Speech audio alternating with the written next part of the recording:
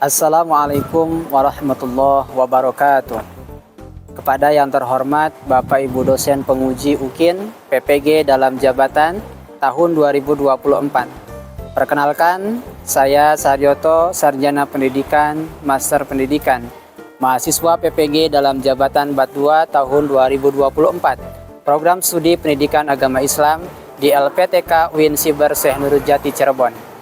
Perkenankan, hari ini Kamis tanggal 30 Januari 2025 akan menampilkan praktek pembelajaran dengan materi sejarah dan peran ulama dalam menyebarkan agama Islam di Indonesia pada kelas 10 Farmasi di SMK Bakti Kencana Kota Tasikmalaya. Berikut video pembelajarannya. Terima kasih. Wassalamualaikum warahmatullahi wabarakatuh. Assalamualaikum. Waalaikumsalam warahmatullahi wabarakatuh. Gimana? Udah pada siap untuk belajar? Siap. Ya, baik. Kalau sudah siap untuk belajar, alat tulisnya sudah disiapkan? Sudah, ya. Baiklah, kita mulai saja. Bismillahirrahmanirrahim. Assalamualaikum warahmatullahi wabarakatuh. Waalaikumsalam warahmatullahi wabarakatuh. Bagaimana kabarnya semuanya? Alhamdulillah. Ya, mudah-mudahan semuanya sehat-sehat semuanya. Untuk lebih menambah keberkahan pada pembelajaran kali ini, silahkan KM-nya untuk memimpin membaca doa terlebih dahulu. Silahkan dipimpin KM-nya.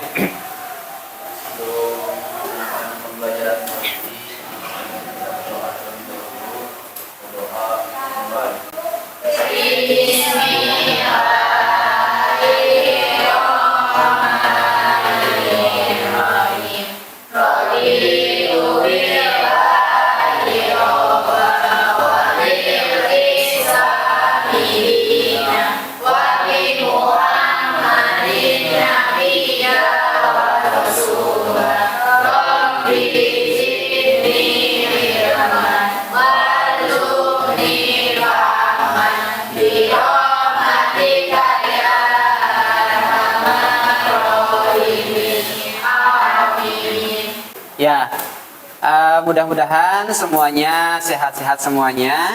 Hari ini hadir semuanya. Enggak. Siapa yang tidak hadir? Saya izin. Dia izin. Kemudian Aku izin. Agni izin. Ya, mudah-mudahan kita doakan yang hari ini tidak bisa mengikuti pembelajaran. Mudah-mudahan Allah Subhanahu wa Ta'ala memberikan cepat kesembuhan. Yang pada kesempatan kali ini ada halangan, mudah-mudahan Allah berikan kelancaran. Amin ya Allah ya Rabbal alamin. Masih ingat kemarin kita belajar tentang apa? Oke, Khulafaur Rasyidin. Kalau kemarin Khulafaur Rasyidin itu ada berapa? 4. Siapa saja? Abu Bakar. Umar, terus? Iya, pintar luar biasa. Berarti kalian sudah memahami materi yang kemarin ya. Oke, karena kalian sudah memahami materi yang kemarin, insya Allah kita akan melanjutkan materi yang sekarang, yaitu tentang sejarah dan peran penyebar agama Islam di Indonesia, gitu ya. Sudah siap semuanya? Sudah siap. Baiklah anak-anakku yang soleh dan soleha, insya Allah pada kesempatan kali ini kita akan membahas tentang bab 5, yaitu sejarah dan peran tokoh ulama penyebar ajaran Islam di Indonesia. Nah, apa sih tujuan daripada pembelajaran ini ya? Di sini ada beberapa tujuan pembelajaran, mempelajari sejarah dan peran ulama dalam menyebarkan agama Islam di Indonesia. Setidaknya ada 5 tujuan. Jadi nanti setelah kita mempelajari materi ini, kalian diharapkan 1, mampu menjelaskan sejarah dan peran ulama penyebar agama Islam di Indonesia. Gitu. Kemudian setelah itu juga mampu menganalisis sejarah dan peran ulama penyebar agama Islam di Indonesia. Kemudian mampu membuat bagan timeline sejarah tokoh ulama penyebar agama Islam di Indonesia. Dan kemudian mampu menyatakan bahwa perkembangan peradaban di Indonesia adalah sunatullah. Serta yang terakhir adalah yang paling inti, kita mampu mengambil suri tauladan, ya. Kita mampu mengambil pelajaran, keteladanan yang bisa kita ambil dari para ulama dalam menyebarkan agama Islam, gitu ya. Ini adalah tujuan yang diharapkan setelah kita mempelajari ini, gitu ya. Nah, tapi sebelum itu, Bapak ada sedikit tayangan buat kalian. Nanti dari tayangan ini mudah-mudahan kalian bisa lebih memahami dan bisa membuka kerangka berpikir kalian, gitu ya. Baiklah, sebelum Bapak memasuki pembelajaran tentang sejarah dan peran ulama dalam menyebarkan agama Islam di Indonesia, di sini Bapak pengen bertanya dulu sama kalian. Kira-kira sejauh ini apa yang kalian pahami, apa yang kalian tahu tentang sejarah dan peran ulama yang menyebarkan agama Islam di Indonesia? Ada yang tahu nggak? Ada? Tidak ada? Oke. Kemudian kalau menurut kalian fungsinya kita belajar tentang sejarah ini untuk apa? Yang pertama, untuk mengambil pelajaran. Kemudian apa lagi? Untuk mengetahui sejarah bangsa Indonesia. Ya, baiklah. Untuk lebih jelasnya, insya Allah nanti kita akan bahas terlebih dahulu kenapa kita ini harus mempelajari sejarah dan peran ulama dalam menyebarkan agama Islam di Indonesia. Nah, di sini ada beberapa gambar ya. Di sini ada 3 gambar. Ada, ini gambar apa? Kemudian ini, kemudian ini manusia, ya. Nah, di sini gajah. Gajah itu lama-lama kemudian akan mati, ya. Nah, akan mati semuanya ke sini. Gajah akan mati, harimau akan mati, manusia juga akan mati. Tetapi gajah ketika mati itu bisa diambil manfaatnya. Oh, tulangnya, gadingnya, ya, itu bisa dibuat kerajinan yang bernilai luar biasa fantastis. Begitu juga dengan harimau. Harimau akan mati, tetapi harimau itu bisa diambil manfaatnya meskipun sudah mati. Diambil belangnya, ya, diambil kulitnya, kemudian dijadikan tas-tas mewah. Tetapi pertanyaannya, kita sebagai manusia, ketika kita mati, maka apa yang akan kita tinggalkan? Apa yang bisa kita manfaatkan setelah kita mati? Apa coba? Betul sekali. Manusia ketika sudah mati itu bisa dimanfaatkan amal dan juga ilmunya, jasanya. Makanya ada peribahasa, gajah mati meninggalkan gading, harimau mati meninggalkan belang, manusia mati meninggalkan jasa dan amal perbuatan. Nah, maka di sini sebelum kita mempelajari sejarah dan peran ulama dalam menyebarkan agama Islam, Bapak mau mengingatkan sama kalian. Kenapa Soekarno yang sudah meninggal itu sekarang masih disebut-sebut? Ya, kata Soekarno, nah, betul, karena dia punya jasa. Kenapa Nabi Muhammad SAW sampai sekarang masih disebut-sebut? Beliaunya sudah wafat tetapi namanya masih tetap hidup karena dia punya jasa. Qala Nabiyyu sallallahu alaihi wasallam. Nah, maka di sini yuk kita juga belajar yang baik, ya.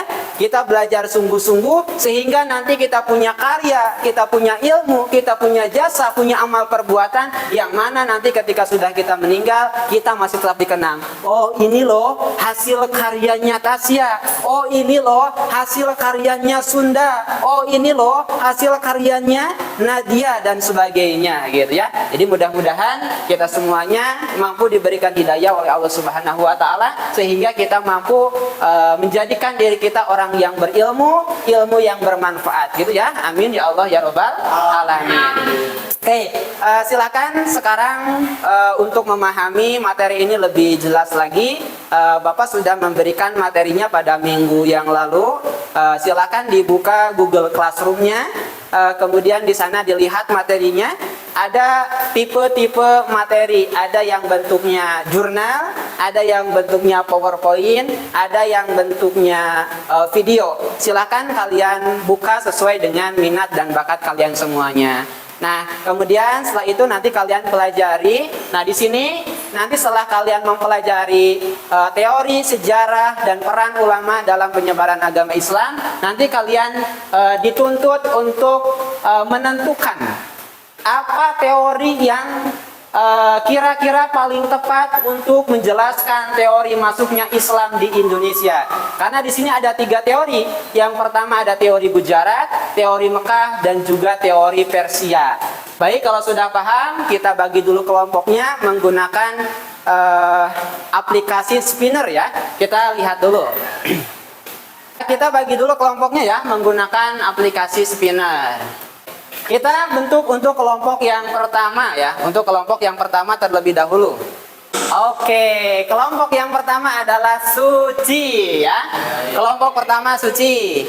Yang kedua adalah Elsa ya.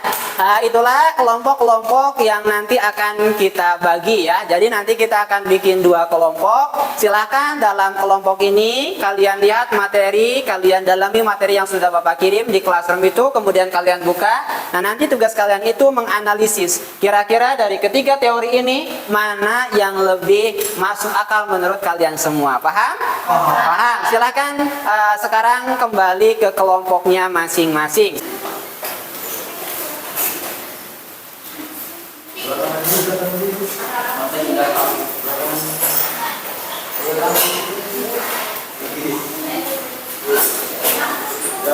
Baiklah, silahkan sesuai yang tadi sudah diinstruksikan. Silahkan kalian buka Google Classroom-nya, kemudian kalian amati materi masing-masing sesuai dengan minat dan bakat kalian semuanya ya.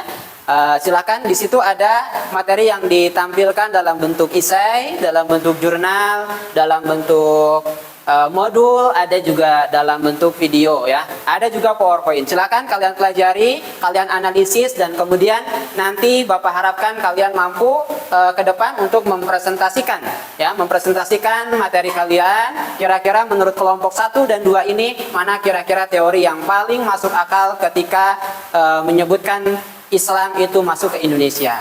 Oke, silakan waktunya 30 menit dari sekarang ya.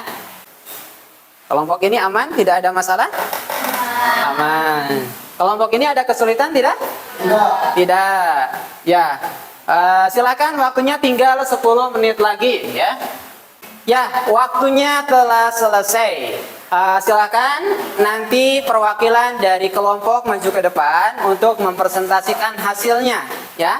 Dari ketiga teori ini, mana menurut kalian yang teorinya paling masuk akal ya, yang paling sesuai dengan sejarah Indonesia ini gitu ya. Silakan, mau dari kelompok mana dulu? Kelompok 1 atau kelompok 2? Kelompok 1 ya. Kelompok 1 mau sama siapa? Sama Tasya. Kelompok 2? Sama Jamie. Iya. Silakan untuk kelompok 1 untuk mempresentasikan dulu. Nanti silakan sampaikan nama, kemudian dari kelompok mana, kemudian sampaikan menurut kalian itu teori manakah yang paling tepat? Apakah teori Mekah, apakah teori Gujarat, ataukah teori Persia? Nah, kemudian sertakan alasannya. Ya, silakan untuk kelompok 1 dulu, tepuk tangan dong. Ya. Ya, silakan Tasya. Dengarkan semuanya ya. Bismillahirrahmanirrahim. Assalamualaikum warahmatullahi wabarakatuh. Waalaikumsalam warahmatullahi wabarakatuh. Perkenalkan, saya Nani Tasya Nabila, perwakilan dari kelompok 1 akan menyampaikan hasil diskusi kami. Hasil diskusi kami mengambil keputusan bahwa teori yang paling tepat itu adalah teori sejarah. Karena sebelum Indonesia menganut agama Islam, mayoritas Indonesia menganut agama Hindu dan Buddha. Bahwa ini memungkinkan orang India yang menyebarkan agama Hindu dan Buddha ada orang Islam yang menyebarkan agama Islam pula. Mengingat India bagian utara adalah mayoritas beragama Islam.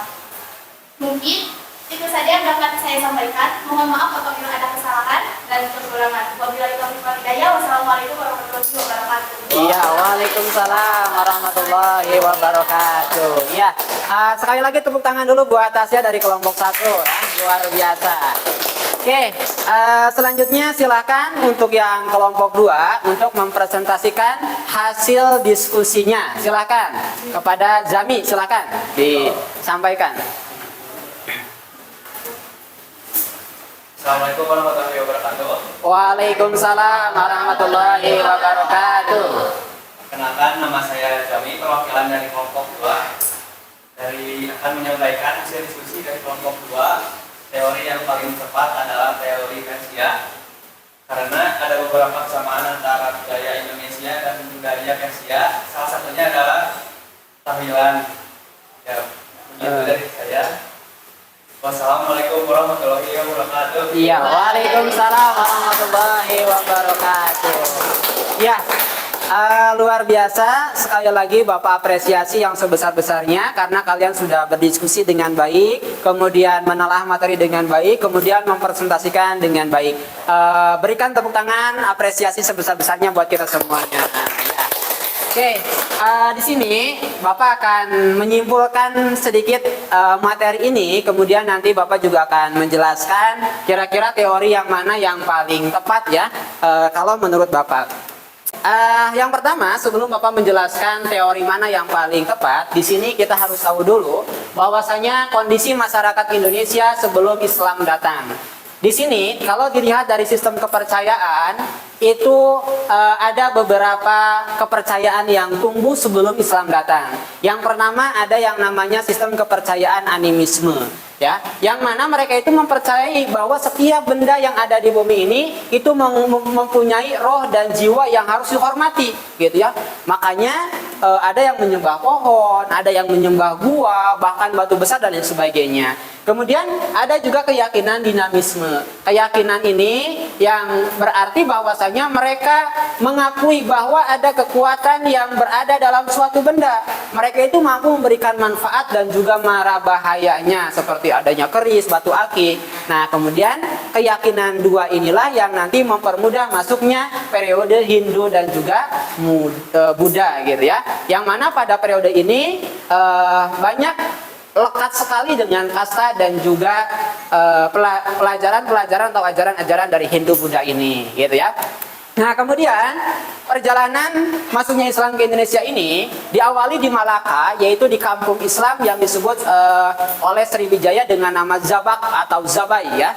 Kemudian pada tahun 1082 itu juga ditemukan nisan Fatimah binti Maimun.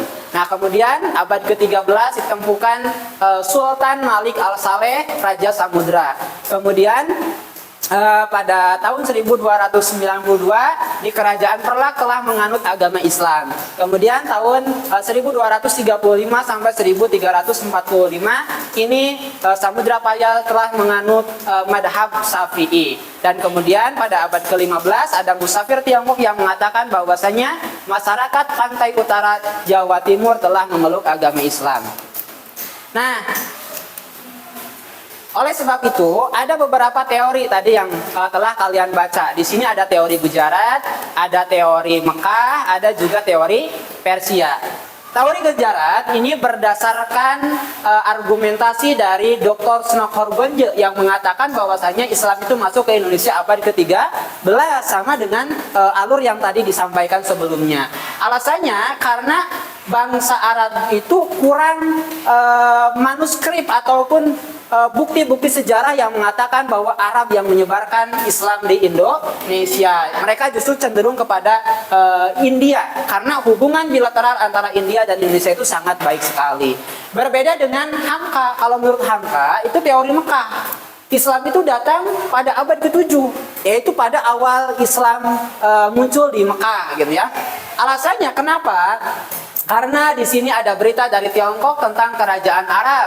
Kemudian Hamka juga mengatakan bahwa Islam masuk ke Jawa itu bersamaan dengan masuknya Islam ke Sumatera, yaitu abad ke-7 Masehi. Dan yang terakhir betul sekali ya kata kelompok 2 tadi yang mengatakan bahwa teori Persia itu lebih berpengaruh. Karena apa? Karena di sini menurut teori ini banyak sekali kebudayaan di Indonesia yang hampir sama dengan kerajaan Persia atau baik dilihat dari segi Maulid Nabi, kemudian tarian dan lain sebagainya. Nah, Strategi penyebarannya di sini ada beberapa ya. Satu, ada yang lewat perdagangan, ada lewat budaya, ada lewat politik, ada lewat pernikahan, ada lewat pendidikan, dan juga ada tasawuf. Jadi awalnya mereka datang ke Indonesia untuk berdagang, kemudian mungkin bertemu dengan jodohnya sehingga menikah, kemudian terjadi asimilasi budaya sehingga akhirnya mereka juga ikut menyebarkan agama Islam lewat pendidikan, bahkan tasawuf dan juga politik, sehingga Islam itu menyebar di Indonesia. Tokoh-tokohnya ini ada banyak sekali ya. Ada Syekh Ahmad Al-Palinbani, ada Syekh Mahfud At-Tarmasi, ada Syekh Nawawi Al-Bantani, dan seterusnya. Kemudian ada juga para sultan di Kesultanan Islam yang ikut menyebarkan agama Islam, banyak sekali. Ada Kesultanan Perlak, ada Kesultanan Tidore, Ternate, Samudra Pasai, Cirebon, Demak, Banten, Mataram, dan seterusnya. Kemudian ulama yang paling berpengaruh itu adalah yang disebut dengan Wali Songo. Wali Songo itu siapa? Wali yang 9 ya. Ada wali 9. Siapa saja wali 9 ini? Nah, wali 9 ini adalah Maulana Malik Ibrahim, Raden Ampel, terus Raden Sunan Bonang, terus ya. Nah, itu adalah Sunan Wali Songo gitu ya. Nah itu, kemudian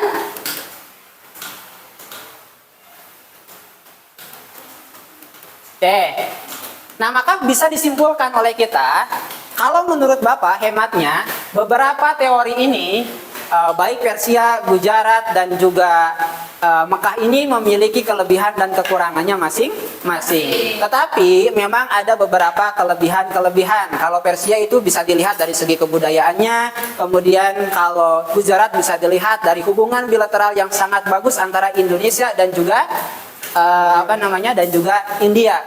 Tetapi kalau menurut Bapak, teori yang paling tepat itu adalah teori Mekah. Kenapa? Bisa kalian perhatikan tadi bahwa kerajaan Samudra Pasai itu pada abad ke-12 sudah berdiri. Bayangkan saja, Samudra Pasai itu adalah kerajaan Islam yang pertama. Pertanyaannya, mungkin atau tidak bangsa Indonesia atau yang kita sebut dengan Nusantara dengan waktu yang sangat singkat ya, kemudian mampu merubah yang tadinya mayoritas animisme, dinamisme, kemudian beragama Hindu dan Buddha, tetapi hanya dengan beberapa tahun saja kemudian mampu mendirikan kerajaan yang namanya Samudra Pasai. Itu jelas tidak mungkin. Kalau kita berkaca ke Jepang, kalian tahu Jepang? Jepang itu membudayakan cuci tangan saja memerlukan waktu 100 tahun, ya, hanya cuci tangan saja. Apalagi ini merubah keyakinan, merubah ideologi, itu sangat membutuhkan waktu yang sangat lama sekali. Sehingga lebih masuk akal teori Mekah. Nah, sehingga kalau teori Mekah itu mengatakan abad ke-7 masuk Islam pertama kali, maka kemungkinan pada abad ke-12 itu mampu berdiri suatu kerajaan. Karena prosesnya sangat lama. Apalagi kalau kita melihat tadi, metode yang digunakan itu adalah metode berdagang, pernikahan, perdagangan, pendidikan. Coba bayangin sama kalian. Mungkin nggak dengan waktu sesingkat-singkatnya bisa merubah ideologi? Nggak mungkin. Beda ketika terjadi peperangan. Kalau terjadi peperangan itu mungkin saja Indonesia kalah berperang dengan Arab, kemudian akhirnya dipasang untuk masuk Islam semuanya, itu mungkin.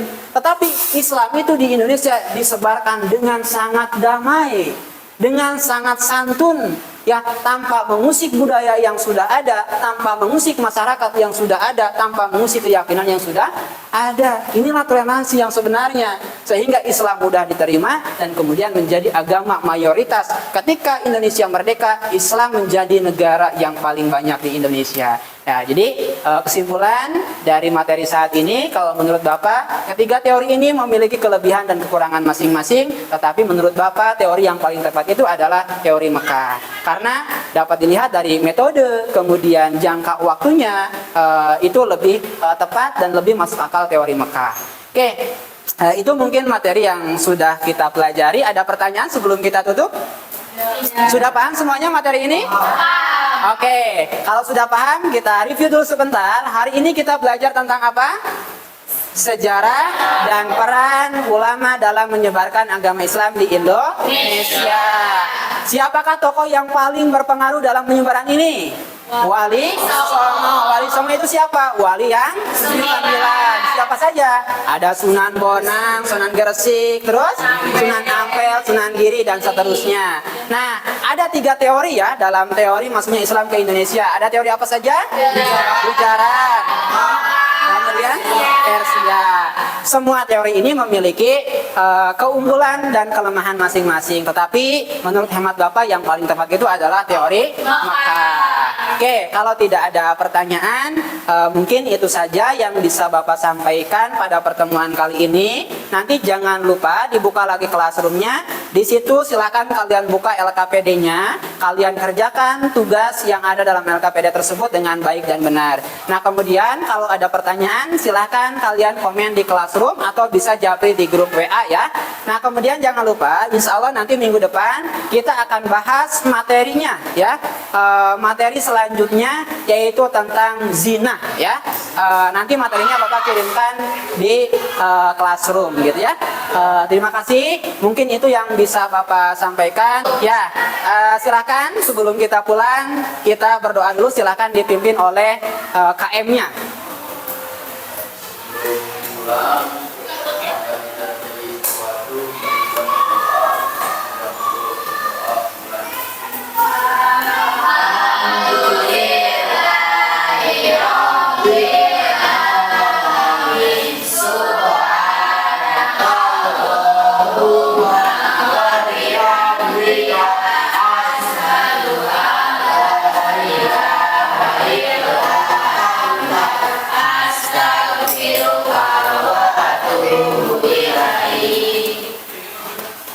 Assalamualaikum warahmatullahi wabarakatuh. Waalaikumsalam.